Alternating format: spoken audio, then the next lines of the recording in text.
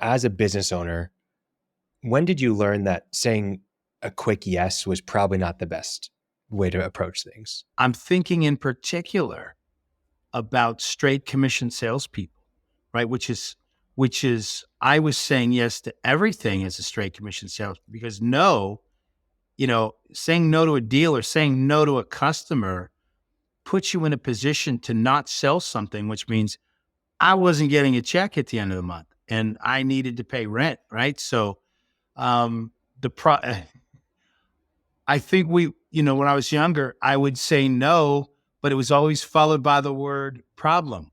So I'd say no problem, right? So when they needed it delivered in an unreasonable time, no problem. We can make that happen.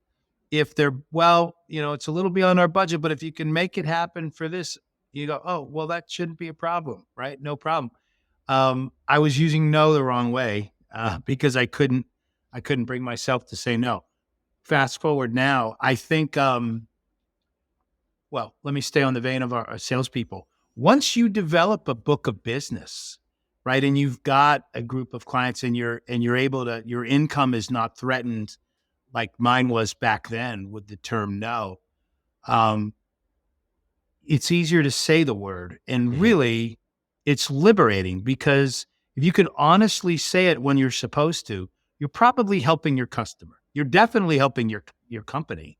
But part of your job is to look for orders that are a good fit and clean projects, so you can stack up wins and help your clients with their solve their problems and with their events. And just saying yes to everything is not a good way to do that. So as I moved into management and ultimately into ownership, it was the lessons learned from saying yes, to your point, when you shouldn't have. You had interviewed me early on in our podcast about, what was the biggest project I ever screwed up or that we ever just failed on. And there were signs everywhere that we probably should have said no along the way. And we didn't for, all the wrong reasons. But, as if you've been listening to the Experience Builders podcast, you know that I'm really on a journey where we are, I was about to say shrinking our way to success. We are just being much more intentional about the projects that we're accepting, Mhm. that we want to knock it out of the park for people, but I don't want to say yes and do no.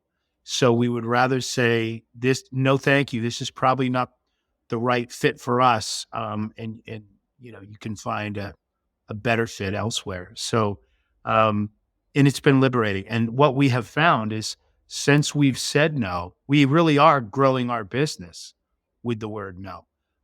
We're more profitable. We're happier. Mhm. The projects are more successful. The clients, our partners are happier. Um, but it's understanding. And there's a whole nother conversation about, those last minute requests, and we get them on the show floor all the time, Khalil. How do you say no to my customer's customer, my partner's customer, without saying no? Because when you say no, you can, the energy gets very negative. They think you're uncooperative. It's not that. I just want to save you from yourself, Yeah. right? But to your point, yeah, this is not a word I'm afraid of anymore in our strategy and our business vocabulary. Yeah. I think a lot of people can be afraid of it. And typically when you're afraid to say no, it's usually because you either don't have a lack of clarity about who you are and what you do, like what your specialty is, where your niche is, what you're focused on, or you're chasing revenue and not profit. You're just saying yes because you see that dollar sign at the front end and don't understand the impact of the expenses you're going to incur on that project and how. By the way, do you know companies, Khalil, that when they do that, I don't necessarily think that's a greedy thing. It's No. but it's indicative of other challenges or problems you have in your business. When you feel you have to go take on that project, you should be saying no to.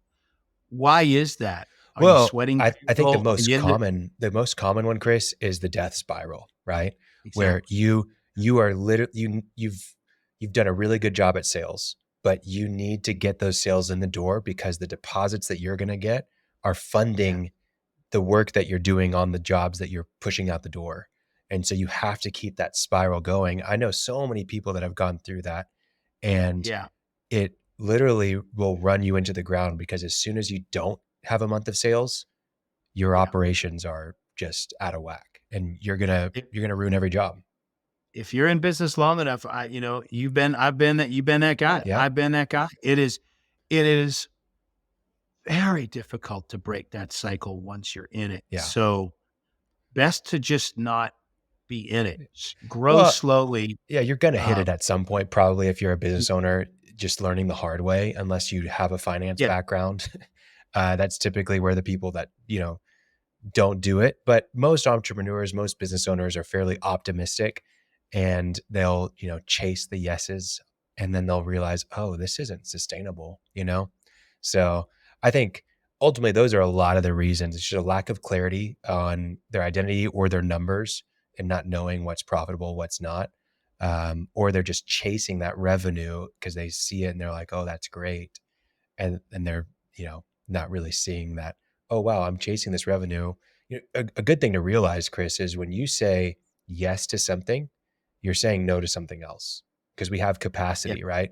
So when you say yes, you're doling out your capacity. Well, now there's a lot of things you're saying no to, personally and professionally, right? Um, yeah. so I think whenever you say no to the bad jobs, you're saying yes to the right jobs, right?